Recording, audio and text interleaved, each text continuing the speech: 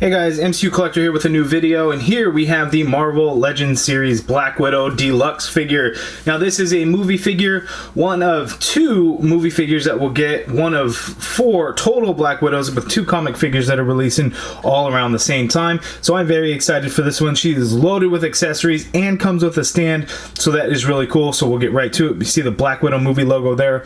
On the front of the package, we get the Black Widow logo up at the top of the package. Side artwork looking very awesome. And for all the movie figures, which I don't have yet, which will actually be coming in the mail today, my buddy Quinn in Canada has sent me a set over. Really awesome artwork. I really like the black and white look to it, with the red being highlighted anywhere there's red. I think that just looks really cool. I really like that. Here on the back of the package, we see the stand that it comes with and the accessories, and everyone's talking about the bad posing job by Hasbro. Yes, that is a bad posing job, but in all honesty, it's probably better than what I can do. We'll see. The bio reads, Black Widow Natasha Romanoff reunites with a group of spies from her past to stop a lethal force. So there you have it. I know some places are going to be shipping this out soon. I picked mine up at Target. There was actually no street date. There is the UPC. It should be available everywhere, online, everywhere. It's not an exclusive or fan channel exclusive like all other Deluxe figures were. So here we have it. So let's get right to it and open her up.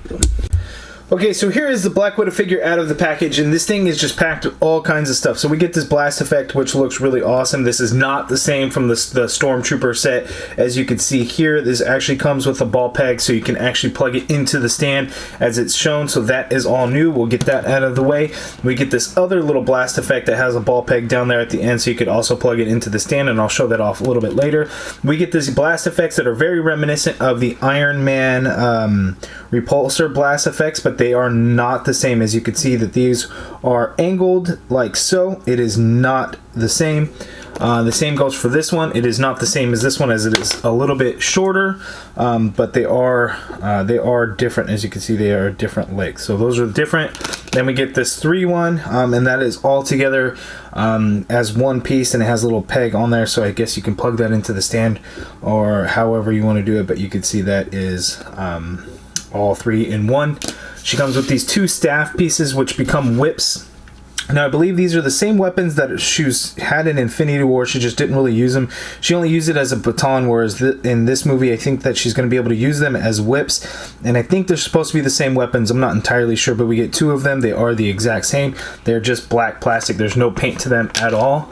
We get her Widow Stinger effect blast pieces. Now, these go over her wrist peg. Once you remove the hands, and you can put them on, and it'll attach on there, and you could do a cool blast effect, and I will show that off here later in the video.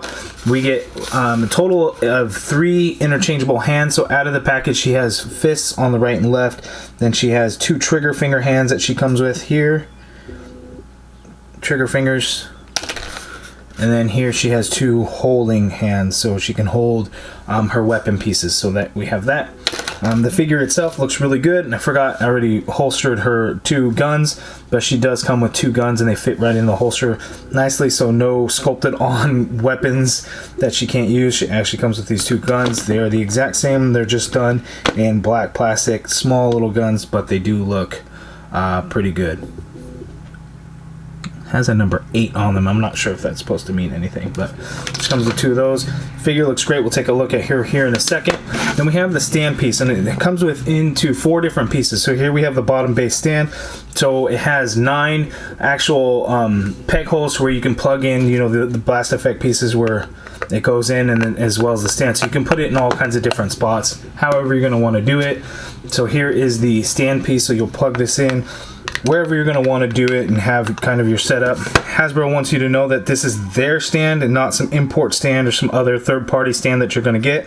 This is Hasbro, so they put their logo on there. Here's another piece that's going to connect to it, and then we have the clamp, which is spring-loaded clamp, so you can't hold it out and you can't use a screw like many other stands. It's just you open it up, and then it's going to stay in place like that.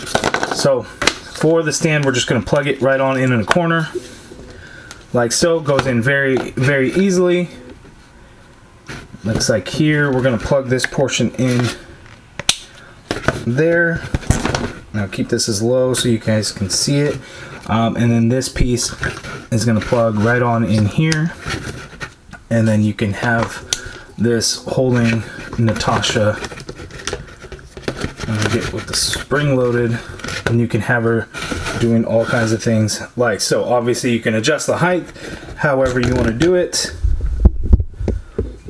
So that's how that stand is going to work, and I'll show that off a little bit more later on in the video. But for now, let's take a closer look at Natasha. Okay, so here is Natasha Romanoff up close, and the face sculpt head scan looks really, really good. I think Hasbro did a fantastic job. Now, I cannot tell 100%, actually looking at the bottom of the chin, it's hard to tell because they look very similar, so I was trying to see if these are the exact same head sculpts, and it's hard to tell, whereas this one kind of has a little bit of a shinier finish. This one has a more matte look, which is better for these face scans in my opinion. So they look very similar, and I was thinking that maybe they were the same, but now that I'm looking at, you know, how that chin comes around, they must be different head sculpts unless they did a slightly retool, which I doubt. I think they would, you know, start off with a new one. I think it looks really good. Her hair's a little bit shorter on here, so I don't know what's going on with that. You know, based on early promo artwork or whatnot, you know, has the shorter hair. I think her hair should be longer in the movie, but I don't really know. As far as the figure, it looks really good. There's very limited paint apps on there. You can see her chest piece. It actually seems like a whole separate piece that's glued on to this upper torso piece. So it doesn't, as far as the paint apps, you know, that really doesn't interfere because you have two separate pieces, so that's not an issue. We get a little tiny bit of red there, a little tiny bit of red here. We get these black straps that go around her back like so, and that's applied cleanly. You know, a little bit on this edge is a little bit white where it probably should be black, but that's not something that's really going to bother me too much. A little bit of gray here, a little bit of gray there, and that loops around to the front. And that's really going to be it for the paint apps, and then of course, you know, her fingers on her hands. But that's it. You know, the Black Widow logo, that's going to be right here on this belt holster piece. A little bit of red in there, not a whole lot, and we get the holster. So those aren't molded on like in the past, which is great. It is separate pieces, so you could really remove those if you really wanted to, but then you would either have to cut it or pop the legs off to get them off. But at least we have it where she has the working holsters and not molded on there. But the sculpt of the suit looks really good. You can see all the different line work to give it that layered look. All looks really good. She does have wedged feet, but they're not as bad as some of the earlier ones. I think you still will be able to get her to stand. Take a little bit more time, but it definitely is possible, and especially now that they came with a stand, that wouldn't be an issue. See, and I was able to actually just get her to stand up like so pretty easily. But the figure looks great. Now let's see the articulation. Okay, so Natasha Romanoff's articulation is fairly limited in a little bit that I tried messing with it beforehand. So you can get her to look all the way down, which is really good, but you're not going to get her to look up, and that's going to be a problem because of the hair. But we've seen that with all the female figures, really, or any character that has longer hair. It's just not something that can be done. You get the the rotating motion, of course. Not really any pivot going on in there. You get the shoulder to go up like so, because she has the molded shoulder pads on there, but the way they're sculpted, you're really able to get it in there and get the shoulder at least all the way straight out, which is good. Full rotation. There is a single jointed elbow, but this is one of those deep cut elbows to give you more than a 90-degree bend. Slightly more, but it is definitely more. And it does look pretty clean. You can even hyperextend slightly. So I think it works out fairly well. You get the wrist swivel, and they do hinge, and that goes on both of them. Female figures should know ab crunch. We get the diaphragm joint, so you can get her to pivot to the side that much, pivot to the other side that much. It does kind of break the sculpt a little bit. Going back, she goes that far back, which isn't a whole lot, but again, you're breaking the kind of the mold, and it just looks kind of funny there. Down forward is not a whole lot, but you do see a little bit of gap there in the back. There's no waist swivel because, again, female figure. Legs go that far apart in the harness. The holster just kind of moves up. You can kick her leg out that far forward. You can turn it a little bit to get a little bit higher. There is the upper thigh swivel there. You get a double jointed knee, which works well. As you can see there, there's no boot swivel or calf cut, anything like that. But you get a foot that hinges all the way down. You get a fair amount of hinge going up, I think more than most. And then you do have ankle pivot, and there is peg holes at the bottom of the feet. So there is her articulation, which is actually pretty good compared to some of the other female figures that we get, or some of the other Black Widow figures. So not bad. Now let's see how it all works with the accessories and the stand. Okay, so first let's check out these stinger effects. So you can pop the hand off like so, and then I don't know if you leave the stinger on and do it, if that would be best, or how exactly that works. Let's see, maybe like so. And you can plug the hand in, and you can do something like that, where it has kind of the blast effect. It looks like it's coming out of her hand and shooting outwards, and that's the reason why I wanted to do it that way, because it looks like it's shooting outwards like so.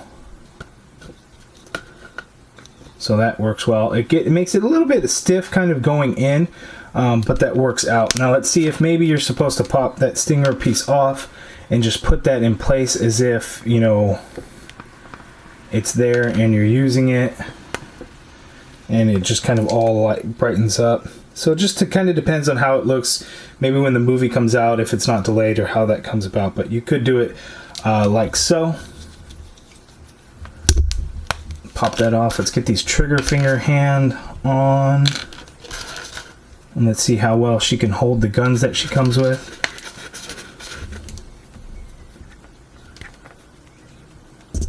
So that works out well. She can actually get her hand into the trigger, and she can hold it well. So that actually works out quite nicely. Pop that off. And we get the holding hand, and she can hold the whip baton like so. So that works out really well. Now let's check out the stand and the blast effects. Okay, so the blast effects, again, you can really port them in anywhere you want. There's a couple of other little peg holes in here, and even right here. We don't get one there, so we get 1, 2, 3. We get 2 little pegs, so you can actually use those to prop her up in place too. So if you wanted to do some kind of big blast effect going on, that's going to take up all the space. Let's see. Maybe if we put it in this back corner, it just plugs in like so. It doesn't even snap in, so that's pretty good. Just kind of rests in place there. You can do something like this.